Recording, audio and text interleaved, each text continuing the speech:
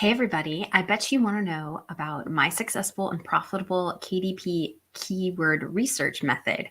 And this is going to be about that and understanding the Amazon algorithm and basically being able to understand how you should use keywords, how to do keyword research, a lot of stuff like that, kind of my methods, tips, tricks, and thoughts. All right. Hey everybody, this is Ashley with Publish with Ashley. Please, I talk about Amazon, publishing on Amazon, KDP, low content books. I got lots of marketing tips for even those who don't publish just low content. And we talk about Etsy, which I'm getting really excited about because I just opened a new shop. We'll see how that does. I've had my first sale in the first 24 hours, so I thought that was pretty good. Anyway, so please like and subscribe to my YouTube channel if you're interested in things like that. I have lives on Wednesday as long as my live stream is working. I've been having trouble with it. And yeah, so let's get right into what about keywords. So this show was actually inspired by a question I got on my Facebook group. And the question is if I find a keyword that seems good, that is XYZ niche or whatever it is, and then I look up Z or ZYX or some form of those words just mixed up, and it isn't a good niche, are those good keywords? And so I would say yes and no. And there's kind of some caveats to it. Yes, it is, but we're going to talk about the Amazon algorithm and a little bit about that. Hello, those who are live. All right. Okay, so let me share my screen real quick because I want to start. Drop it in there. Okay, so we're going to start. You can use free methods on Amazon. We're going to talk about that. I'm going to show you on both. Right now, I'm just showing you Publisher Rocket because I think it highlights the answer to this question really well, and I can talk about it. Hello, Bailey. Okay, so let's start with the general niche. That's kind of how I start anyway, the how to draw niche.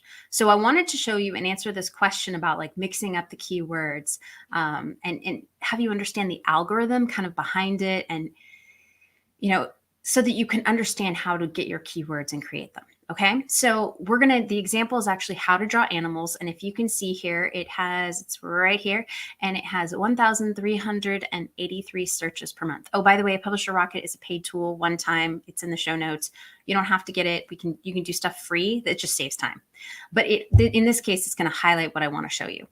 Okay, so 1,383 searches. Now, if I go over and do animals, how to draw, right? So before it was how to draw animals, how to draw. You can see that the search is much lower, but the competitive score is much lower. Now, that's what I want to talk to you about, the algorithm. So what the algorithm does is it takes into account what people mostly ask. So it's kind of humanized, shall we say. Most people would ask how to draw animals, right? That's the way someone would type it into the search bar. So that's going to have a higher search results, right? More people are going to be searching for that. But apparently, maybe they're starting with the topic. Some people search a little bit backwards. Maybe they're getting a gift and they know that their cousin, brother's daughter, whatever, loves animals. So maybe they start with animals and then they start going, how to draw. So there is people who kind of think backwards in the sense they're coming up with a topic and then trying to find like something that fits that for like a gift or something like that. Or there's just people who think differently, right? But most people are going to start with how to draw animals. And that's why the algorithm is trying to find first that exact phrase, because that is what the customer asked for. So the algorithm is going to say, that is what I'm going to show people first. Okay. So you're going to have results more on the titles and things that have how to draw, how to draw for animals specifically in that order. Okay. And then after that, it's going to start pulling all the other data. And actually, it does pull this together as it gives results. It's going to pull in books that for that phrase that it knows actually convert. So people searching for that phrase, and then people purchase that item. Okay, so that's what they call high correlation, in the sense that Amazon, its goal is honestly to sell you stuff, right? So it is going to try and show the stuff first that converts the best first, that answer the customer's question, right? They are trying to show relevant data. And believe me, they have so many search results and so many algorithms that track all that. That's what that whole ranking, the BSR system is about, right? They know their data. They run it like 24/7. So they're trying to sell you stuff. So that's kind of like definitely. So is animals how to draw a good keyword? Yes, because people do type it in and it is lower competition. And so you're going to show and rank higher.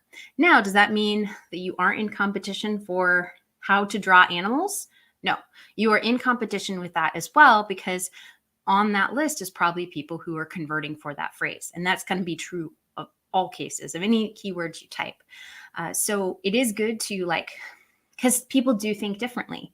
Like I said, how to, animal gift, how to draw. So people might start with animal gift and then start being more specific to narrow down their choices. So those might be other keywords you can try. Those might be back-end keywords you add, not necessarily in your title or subtitle, the word gift anyway. But those are the things you're trying to put in there so that people will, as they're searching and narrowing down their own results, can find that. So I hope that's kind of helpful. You can mix up the terms. But how I start my strategy. Oh, one more thing I wanted to mention. Let's go over to Amazon here. So I have and you can see the results. So you can see there's free plugins to get like the BSR and things like that. So you can see what is popular. You're looking for, this is just how to draw animals. So you can see it's going to have lots of things specifically with animals, but there are a few on here that's like how to draw 101 things to draw. I'm sure animals. Yeah, see, it has drawing book with animals and plants. So you're going to come up with a lot of things. And if I go, pretty much everything is relevant. So that's something you're looking for when you have a phrase. So if you're unsure, like your order, let's see this, and how to draw. So you're looking at that. Draw and it's animals. There are a few that are kind of outliers, though these are kind of sponsored. How to draw faces. So this is going to be generally a competitive, niche to get into, but that doesn't mean you can't. One of the things I start to look for, other than, so you type in a search at query. First, I start with a general search query, like how to draw. Okay. Let me see. I have that one up here. How to draw. And I start looking through and saying, okay, because how to draw is so broad. It's an okay keyword, but it's not going to get you first page. You just got to start thinking, okay, what things are people interested in? So I start doing a survey and writing down things I see that might be interesting. So this 1001 drawings to sketch in 5 minutes or less. Okay, so that's kind of a niche that you could delve more into, like quick sketches, quick drawings, how to learn, to draw fast. Like there's a whole niche of things, and you can start sub-niching it with, how to draw animals in 5 minutes or less, how to draw, whatever other things you come up with. That's like 2 sub-niches that you can mesh together. And that'll give you more relevant keyword terms, quickly, and then animals or unicorns or whatever. And I start looking through. Cute for kids is definitely, it seems to be a theme. Cute things, cute animals. Here was one here, the animals. So there's its own kind of stuff, tattoos. Eyes, those are really popular now because eyes are hard to draw. Hands are, if you're an artist, hands, eyes, those things are hard. So beginner. So there's a whole things like how to beginner drawing, not just kids beginner, but like teens or adults. Fantasy characters. There is a definite, very, very specific sub niche, right? Cool things, animals. So this is kind of what I do. And then I write a whole list down, and I start with my general list, right, of how to, and I write a whole list down of all these things I want to look into. Photorealism. And this is just an example with how to. I'm not saying you have to do how to draw books, but this is kind of what I do. I kind of start very broad, and then I start looking into sub niches, like how to draw things quickly would be definitely a sub niche that is of interest. Let's see what other things. Somewhere in here was baby animals, how to draw dragons, how to draw everything. Stay away from things like Roblox. Don't play with that. That's all trademark material. How to draw monsters. You could, I mean, don't use the likeness, but you could do how to draw like computer game characters, but definitely stay away from the actual Roblox look and just say that computer game characters. How to draw monsters. Monsters is a really good one. Monster trucks, so draw small. Okay. Draw small things. That's a sub niche to look into. Dogs, kids, cats. So that's what I do. I start with a big niche and I start looking at a few things on the page. I start looking for that things are selling, right? So if you've got anything on the page that's like 100,000 or less, it's probably selling. Even 200,000 or 300,000, if you've got a few of those, that's good. That shows that sub niche is selling. Something like how to draw books are, people like several of those because they like to learn different styles. So customers are often going to buy more than one or several because that's kind of the niche that is. Right. So that's something to actually note about your niche. Is it something that someone would buy several of, or would they buy, if you're going to buy just a drawing notebook, it's probably just going to be a drawing notebook. And eventually they're going to use it and buy another one. But at any given time, are they going to fill their cart with more than one thing? And how to draw books, they're going to throw 2 or 3 in the cart possibly because they're learning how to draw, right? Let's see what I start to do. I start to type in basically on Amazon these different how to draw animals, how to draw whatever, and see what I get. So let's go back to this how to draw animals, doing some of these. So this is definitely selling. This is kind of a competitive niche. 1,200 or 12,000. We've got 658, 12,000, 86. Obviously, how to draw animals, it's selling, right? So you can even sub niche down how to draw animals for kids, how to draw animals for kids ages 5 to 7, something like that. 3 to 5 is going to be a different style of drawing than maybe 5 to 7, 5 to 8. So you can sub niche even a very popular niche because the how to draw animals is pretty big. That's one way to do. And you just start looking at, are these all selling? The next thing, like I said, in a kind of those golden niche areas are things when you start scrolling to the bottom, they don't make sense. Oh, by the way, this how to draw chibi stuff, that's pretty, so it might be a good sub niche. You can look into that. But as you go towards the bottom, see how relevant everything is. On this page, how to draw animals is relevant all the way down and several pages. So I know it's going to be a pretty competitive target market, but that's okay. It's not like you can't get into a target market. You can.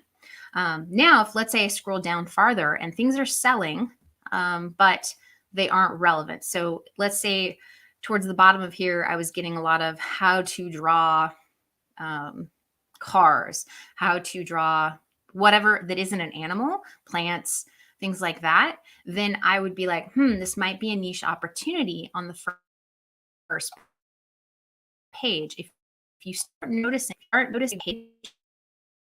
search term, your words that you were using are not giving you back results you're looking for, there is an opportunity there. Now, if it's something really obscure, like animals to draw, I don't know, you come up with something really that wouldn't be a sentence or even make sense.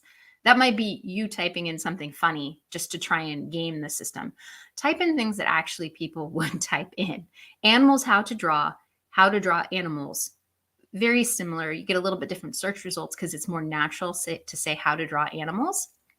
But if what you're typing is some gobbledygook and you're like, oh, it's a great niche, not necessarily. It could be because Amazon's like, what the heck are you typing? Nobody types that in, right?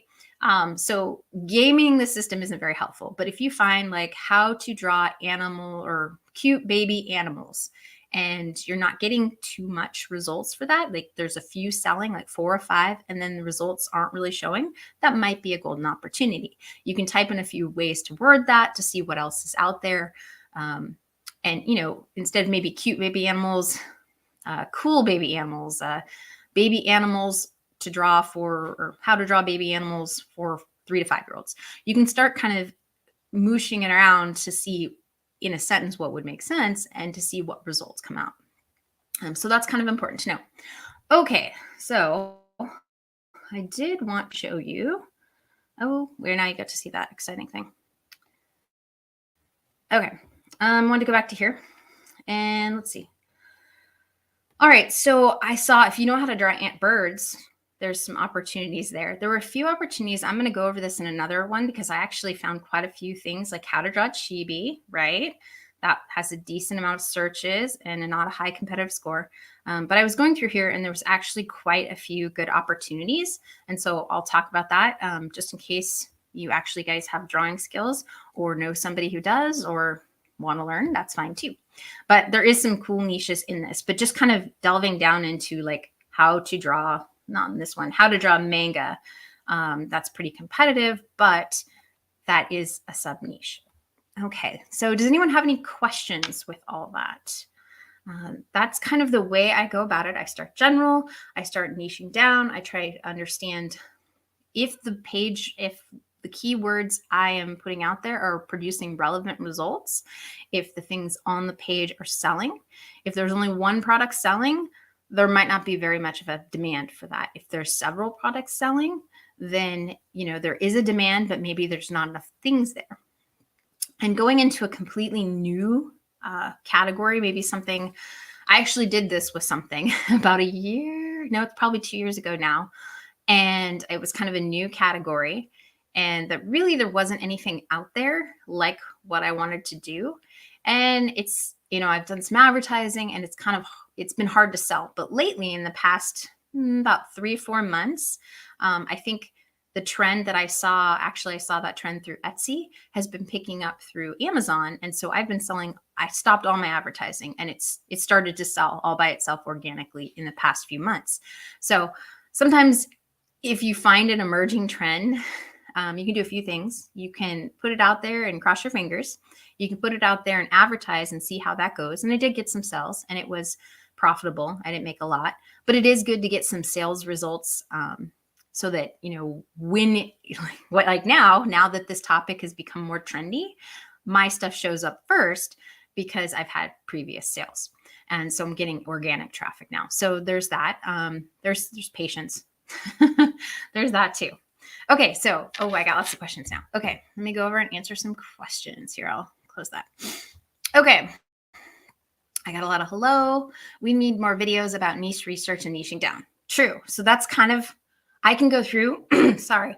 This one was kind of to, explain the algorithm and kind of show you how I niche down. And it's, the nice thing about Publisher Rocket is it gives you that pretty list.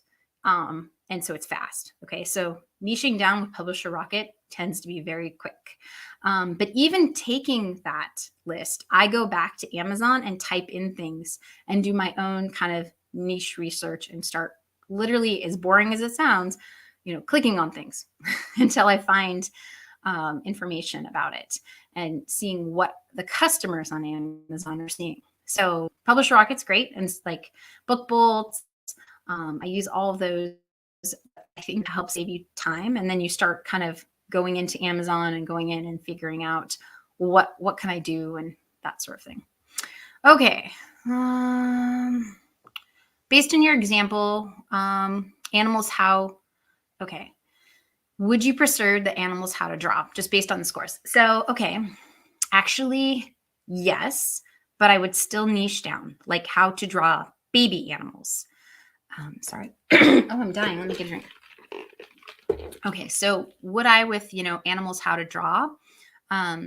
Yes, but I would definitely have another like focus sub niche, like baby animals. Cute, I wouldn't use that as a real term because it's kind of generic. But baby animals, jungle animals, farm animals. Actually, that's actually one that I saw, how to draw farm animals. There's not a lot out there. I mean, there is a demand for that. So that's what I would do. I would pursue the how to draw animals, but I would still further define how to draw animals. What kind of animals? Baby, farm, jungle, desert, reptiles, how to draw reptiles. That's pretty specific. Let's see. If ads aren't working, or if ads aren't working for sales, how do we refine the keywords used? Is that on sales, or on ads? How do you change up your keywords on ads? If that's the case, keywords on ads is they're tricky. It is trial and error. It's changing up. It's not so much, it depends what you've picked, because you can pick the general one where the ad will actually, it doesn't really matter what the orders are of the words. Phrase and broad, I think, are some of the things. There's like exact phrase, phrase and broad that you can use for ads. So, you don't have to write every term, like how to draw animals, how to draw. You can just click the broad and the phrase and it'll find those things. So you don't have to type in all of those. But the more specific you are, the cheaper the ads are going to be. And it comes down to trial and error. You have to keep trying things. Sometimes I just literally go into Amazon and just look what I type and what results I get. And then I start looking for keywords that are on the results and that sort of thing. Okay. Back-end keywords. Okay, you guys want me to do back-end keywords. All right, today, okay, so I can do a quick thing on that real quick. Let me pull up this again. Ad stream and, okay.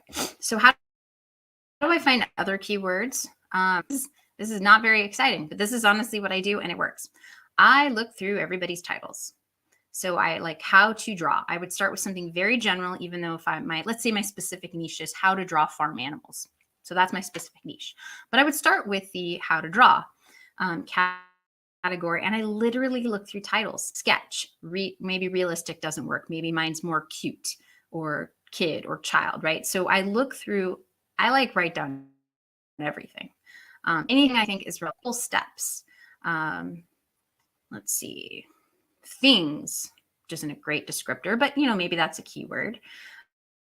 But I literally just go through and words, and I go pages and pages in. I go like 3, 4, 5, 6 pages until nothing's broad. So it's going to give you results. So go 3 to 4 pages in and just find words that I think make sense for what I am trying to sell. Let's see, artists. If it doesn't have plants or sports and foods in my book, I would not put any of those keywords. It has, but if I have baby animals in there, sure, I'd put baby farm animals, right? Friendly, children friendly. Okay, so if I'm making a kid friendly book, that's kind of a common term. Let's see. I literally just go down and write things down. Like, it's not complex, but it is time consuming. That's one of the things I do like about Publisher Rocket. Like, I can just have it all on one page versus scrolling through pages of Amazon. But I still do it anyway, because sometimes I'll find stuff on here that I am not finding anywhere else. And it's just lots of little words. And then I have all these words down, right? So I have, 100, 200 words, honestly, in a list. And then I start going, okay, what makes the most sense as far as relevant to my book? If my book is not child friendly, I'm not going to put child friendly. If it doesn't have avocados in it, I'm not going to use avocados as a keyword. So I have this huge list of 100, 200 words, and I say, what words make the most sense with what my book is? And those are the keywords I use. And then I try and also look for phrases. Like, I'll write down phrases. Let's see. Let me find a phrase on here. Oh, maybe that one's one. Okay, so maybe learn to draw with colored pencils. Maybe that's like really the niche I'm going for. So I would specifically use learn to draw with colored pencils, but I would take out the with because Amazon ignores that word anyway. So that's just using space that you don't need. All right, does that help? Like, I literally just make a list of 100 words. It is boring and it takes a while to do, but that's how I do it. And it works. All right. Let's see. I'll remove that. Okay, maybe. Okay, so let's see what other questions. Thank you. I'm glad you guys like the videos. So the order of keywords in your book title is important for targeting your niche. Don't know what keywords are. Okay, so not so much. Like what order is the title so much? Yes and no. The order is important in the sense that if you're looking for a specific phrase, like how to draw for animal or how to draw animals, more people are going to search for the exact phrase how to draw animals. But people are still going to search in other ways that maybe you don't think, like they change their word choice up. So it is important in the sense that you do want your title to read well. But could you put animals really big and then how to draw and then hope to rank higher on that? Yes. Now, the advantage of doing something like that is ranking for a less searched but exact phrase, but it is searched, is you're going to rank higher. And as you get sales, what happens is Amazon, as far as they're concerned, says, oh, this is, how to draw an animals. Like it's linked those two already and says, oh, so it's selling for animals how to draw. It would probably sell for how to draw animals, right? As far as Amazon's concerned, as soon as it starts selling and it links those words as words that were purchased words, like someone typed it in and then purchased your product based upon that search term. And yes, they pay attention to that. Then it's going to say, oh, well, I should show this higher in the how to draw animals. So the nice thing about kind of changing up and going for the less competitive niche or wording, as long as it makes sense. Like I said, if you're making some weird sentence that no one would ever type into Amazon, then, that's not going to be useful for you. But if it's something like animals, how to draw, and then how to draw animals, very similar, and they make sense, then Amazon will start moving your book up on the other keywords that it knows are more commonly typed in because it's proven in the past that it has sales. So that's what's nice about starting with your kind of smaller niches is once you start to get sales, it's going to move you up in the more competitive categories. So hopefully that's helpful. If you find a niche book that is out of your scope and skills, do you outsource? Yes, I did. What I do? I did a coloring book, an architectural coloring book, and I can't draw. I cannot draw architectural things to save my life. So I actually found someone who, and they were public buildings. And so I found someone who could do line art with public buildings using public domain photos and things like that. And they could do line art with that. And I actually outsourced it on Upwork. It was like $5 a drawing. I ended up paying about $100 and I don't know what I ended up buying. It ended up costing me about $250, I think is what it ended up costing for all the photos or all the pictures, line drawings that I had done. And I've made more than that. But I knew it was a topic it was a topic I knew I was going to make money on. Now, is it one of my biggest sellers? No. Does it sell every single month? Yes. I sell 2 to 3 copies every single month. So, it's made its money back and it's slowly chugging along and that's okay. But would I have spent like $1,000 to have it made? No. Was I able to get it done fairly cheaply? Yes. And I felt it was worth the investment. And when I first started, I probably wouldn't have done something like that. I wouldn't have known what I'm doing.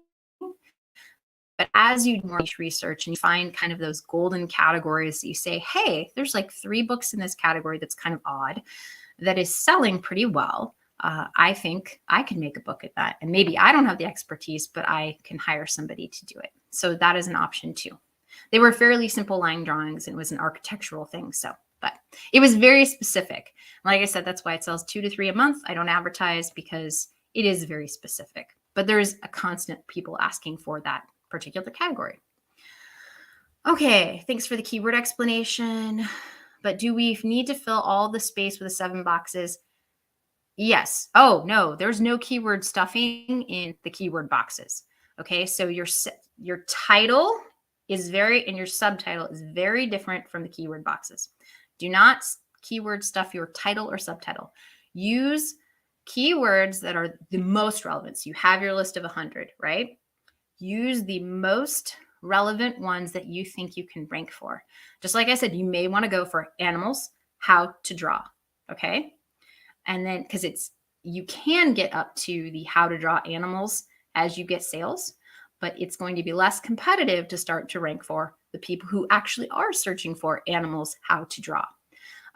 So I would definitely, and then your subtitle can have like, what would be a good subtitle for something like that? Let me find one of these on this page.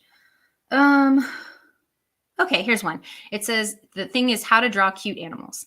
And so then this one says Woodland and Forest Animals Drawing Book for Kids and Adults. That's a really good subtitle because it doesn't use any of the same words it did before. Well, except for animals. It uses woodland and forest animals, which I think Amazon would be okay with that. I usually try and use a different keyword. So I might be woodland and forest creatures drawing books for kids and adults, right? I didn't repeat any of the words, and maybe people are searching for woodland creatures, which is a common, when you talk about woodland creatures, tends to go on it. And it's a different word. So it's adding in a keyword in there, but not repeating any keywords. So that might, hopefully that's helpful. Yes. And so then, okay, so you've got your title and subtitle. Don't keyword stuff those. Use the most relevant keywords, okay? And try not to, I always try and make sure that my subtitle does not use any of the same keywords that my title used. And don't worry about those. I mean, put them in your title so they make it sound like a person wrote it. But Amazon doesn't care if you repeat those words because they don't even look at those words. In your keywords boxes, definitely put any and all words that make sense. You're not keyword stuffing. Now, the only thing that is detrimental to you is putting keywords in there that are not relevant. So if you have a forest woodland creature book, right, how to draw, and you're putting sharks in your keywords because sharks, ranks high, like you're doing yourself a disservice. People looking for your woodland creature book are not going to think sharks is a relevant topic. So there are so many better words that you could put in there, like, pine trees. Like that's way better than sharks because in a forest, at least you're going to see a pine tree, right? So you have so many other better words. So use the 7 keyword boxes for anything that is relevant to your topic. Talking about woodland creatures, do not put sharks in there. Hopefully that makes sense. Like even if sharks is hot, write another book with sharks in it. And you can put all the shark words you want, but don't put it in your woodland creature 7 keyword boxes. No. All right. Is that helpful? I hope this was good for everybody. My method is not exciting. It takes time. I think the thing that you find as you do this more and more is it becomes easier in the sense that you can start to pick out keywords quicker and better. And that's really just a practice thing. When you're first starting, when I first started, I literally just wrote my list of 100 or 200. Now, I probably have a list closer to 50 as I do it because I can kind of mentally filter out words that before I couldn't filter because I didn't know the topic well enough. But now that I'm getting better, I can go, okay, yeah, that one's probably not relevant, probably not relevant. Oh, there's a good one, right? And I make my list probably a little shorter only because I've had experience to mentally cross off something that I don't think would be good. But sometimes if I'm not thinking really hard, like I just want to write it all down, I'll just write everything down because maybe it'll be relevant or maybe it won't, or, it just kind of depends on my mood. So sorry. Okay. In the 7 slots, does Amazon mix and match the lines? Yes, they do. If so, do you have long tail keywords that you should leave that line? No, I put every single word you can. They actually did a study, Kindlepreneur. If you look on their website, he's got some great stuff as far as he's like a numbers guy. Dave Chesson, I think it's Dave. Anyway, Kindlepreneur, he's really big on numbers. And so he does studies. And one of the ones he found, he's like, well, should you put long tail keywords and then leave the rest blank? Or should you try and shove as many things as you can in the keyword boxes? And he found that the books that he put as many keywords that were relevant is important, that were relevant in those keyword boxes, the better the results of ranking. So yes, put as much stuff as you can. And it does mix and match. throughout the thing. If you do have a long tail keyword, occasionally I will put the exact long tail. I mean, I do try and keep the long tail keywords together, but occasionally I will have the and with in there, just because I feel like I should. But I honestly, Amazon ignores it, so I don't know why I do. But I try and take out all the extra words of, with, the, and then just shorten the long tail keyword to the key phrases, because that's all Amazon's looking for anywhere. And Amazon does mix and match, so you don't have to worry about that. But the most important ones you want to get, I guess, the best in the right order are going to be your title and subtitle. It does mix and match, so that's not a huge concern, but it is, your title and subtitle is the first thing, like it's the most important of your keywords that Amazon looks at. It says, okay, if someone titled the book this, then these are the most relevant to the book. So it's ranking those higher than what's in your 7 keyword boxes. And it's more likely to mix and match in your 7 keyword boxes than it is in the title. So hopefully that's helpful. Okay. Any other questions? Anything else? Thank you so much, everyone, for coming today. I know keywords, I will do some more. I see there's a huge interest in keywords. So I will do some more keyword researching, and kind of, I'm going to do a deep dive into the how to draw. And I know not everybody's interested in the actual niche of how to draw, but I do think it has such a huge variety of things that you can delve into as far as niches, that I think that might be beneficial for you guys if I kind of go in deeper into that niche and kind of talk about, why would one versus the other in that niche, so that you guys can kind of see my process or my thought process in picking things. So hopefully that would be helpful. Off topic, do you purchase your own ISBNs? I do for one of my brands. For that particular brand, I have an email list.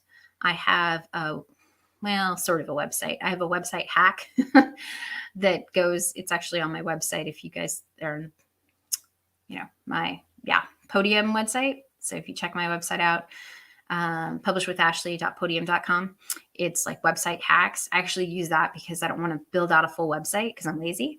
But I do purchase my ISBNs for that particular brand. Because those books take me about a month to make. It's very niche oriented. I have a email list. I have kind of a following. So for those, yes. For other things, I have not, because I'm not planning on publishing them anywhere other than Amazon. So I'm okay with not having an ISBN. I just use the A+ content, which I've been checking out A+ content lately, and people are getting so good at it. I found this one with cats that was fantastic. I didn't understand what the book was until I looked at their A+ content, and seriously, their A+ content totally sold me. So the advantage of the ISBN is that you do get the look inside feature, but you don't have to have that to be able to showcase your book. And in fact, A+ content, I think, showcases your book easier and faster for the user, because the look inside feature, A, it's not on mobile phones, and B, someone has to click on it, wait for it to think, and then open up. Whereas the A+ content, they just scroll down and it's right there. So I think actually A+ content has a benefit, is better than the look inside feature. Oh, you're late because you're moving to, well, good luck on your move. I know how that is. I think this was move 14, 15. So we've moved a lot. I get that. Can you publish the same interior notebook and have a different cover? Yes, but I would actually, what I find works well for my notebook and covers. So let's say I'm doing cats and unicorns. Okay. I actually have inside on the very first page on the notebook, I'll put a different type of graphic, not colored, just a black and white graphic. So if it was a cat notebook on the first page, I'm going to put a cute cat graphic. So I will change up my interior slightly because I think people like that little personal touch. In a niche that I think would really like this, I'll put little graphics on the corners. So I'll use let's say the cat notebook again. So I have a cool cat in the front. I have a cat in the very first page, and then it's all lines, but maybe in the corner, I'll put like a tiny little like silhouette of a cat or something if the niche warrants it. If you're talking engineers and like engineering paper, probably go with boring. But if you're talking, something nichey like people love their cats, then I might actually put some little graphic in the corner to make my interiors slightly different. But it takes so little time to change out that interior. It takes like 2 whole minutes to change out the graphic, put in, save it as a PDF and have a totally new interior. And I think Amazon likes that as well. So I do a little bit of customization, and I think customers tend to appreciate that. All right, you were concerned about the independently published might not help. No, actually, I was looking at there's an independent publisher. I was just looking at it, and they've been number, I don't even know, 10 or 20 on the book list for so long. Or not 20, I guess it's more like in the 50s or 60s, forever. So I wouldn't worry about the independently published. People don't even look at that. They don't look at who the publisher is. They don't care who the publisher is. You are better off spending your time probably trying to make some good A+ content graphics, because, pictures speak louder than words. If you make awesome graphics for your A+ content, then people are going to purchase the item and not even look at the independently published thing. Okay, let's see. What else do I got? How much should we decide if ads are going well or not? Well, okay, so on ads, what my question always is it good or not is by looking at the ACost, which means, are you making money on your ads or not? If you have made 3 sales and you have not, or you're making money, right? Like I have quite a few that runs, the ads are like 10 cents. I get probably, I don't know, 100 or 200 impressions, because they're not that exciting of niches, but there are people looking for it. My ads cost me like 30, 40 cents a month, and I get 3 to 4 sales. So about $3 a pop, 3 times 4, 12, and it cost me, 50 cents. I'm making money, right? So you have to know what your break even ACost is. And I have I have 2 videos on that. So look at ads, some of my ads videos, because the thing you need to know is ACost. If you were making money, it's a good ad. Now, could you make that ad better? Could you make more sales on it? Yes, you can tweak the ad. But if it's good or bad is really, are you making money on it or not? And I'm more concerned with that. If I'm making money on it, then I start to say, how can I tweak it so I can get more sales and still make money? And that's harder than it sounds. It is a lot of trial and error. Now, the other thing with ads too is some of them, especially if you're doing low bid ads, like the 10, 15 cent ads I do, they take a really long time. I have ones that I'll start in, they don't get any impressions for like 2 weeks, and then they start. So if you're going to be cheap, what I call cheap, then you have to be patient. If you're willing to bid a lot, and risk some money in there, you're going to get fast results. And those results, you may or may not make money. So even those results, if you don't make money, you can look through and see what did convert, what were the keywords that were most searched for but did not convert, what products that you didn't realize were connected and sold your product. So there's ways you can kind of use that data, even if you don't make money, to decide how to go about your next ad campaign. Okay, lots of questions. Okay, how do you get more impressions for your book? As far as ads, ads are a whole nother thing. That's a whole video in itself. So you can look at some of my other ad videos, and I'll put it down to do another ad video and impressions. We'll talk about that. That's actually a good one to talk about. Can you see which keywords get impressions or only clicks? Yes, you can. When you do ads, so there is a strategy of ads. It's not one I like because I'm not a huge risk taker, is that you pay a lot of money, meaning like 20, 30, 40 cents a click, which is expensive, but it gets you data really, really, really fast. Okay, because if you're willing to bid that high, Amazon's willing to show your ad. Okay. So you're going to get a lot of data really quick. Now that data is going to cost you. And some people with a larger advertising budget like to do that. They like to get data, a lot of data quick. So they'll spend $100 to $200 to get the data. And then they will really analyze that data. You know, how many clicks did they get? How many impressions? What converted? What didn't convert? And they spend a lot of time analyzing that and then use that data to launch a much better campaign. So that is a strategy and it does work. But you have to be able to and willing to and understand how to analyze the data, right? I know how to do it. I do not like to do it. I like to be small and analyze my small amounts of data and then just bid slightly higher because, yeah, that's the type of person I am. But you know, there is a strategy where you can bid high, you use the data you find, and then create a great campaign. But you have to be willing to pay for that and know how to do it. Any other things? I've got to go either way because I've promised my daughter I'd take her to lunch. So thank you everyone for being here live. I will be back live next week, and I'll either do an ads impressions. Actually, I'll probably do some more keyword research. Maybe I'll have 2 videos next week. We'll see, because I like the ads impressions idea. That's a really good topic to talk about. But I also want to kind of go a little bit more into keyword research because I think people are really into it and kind of seeing the thought process of how you like niche down. All right. If you have high bids, not many impressions. 2 reasons. High bids. It could be super competitive.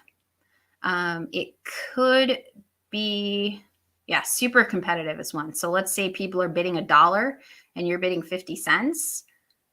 The dollar is going to win. So the other reason is it's not, Amazon is looking through your back-end keywords and deciding that your book might not convert well for that. Fair or not, that's kind of what the algorithm does. It does an assessment to say, hey, yeah, this is what it should bid for, or who it might sell to. So there might be, I don't know, something that's off. In as far as the algorithm is what it's assessing and what you're bidding on. I don't know if that's a manual or auto. Auto is slightly different than manual, but sorry. All right. When will be my next live? I'm live every Wednesday, pretty much. I usually tell you if I'm not live on Wednesdays. Yeah, I will be here live next week. So I will see you all then next Wednesday. So I'm every Wednesday at noon Eastern time. I'm here, unless I say I'm not going to be, but generally every noon. All right. Okay. It's an auto ad. Okay. What was the question? High bids and not impressions. Okay. I will actually put that on the list. High bids, no impressions. No impressions. Okay. And I will talk about that next time, but I really have to go. All right. Thanks so much, everybody. I'm so excited to have you all here and have you guys live next week. Bye.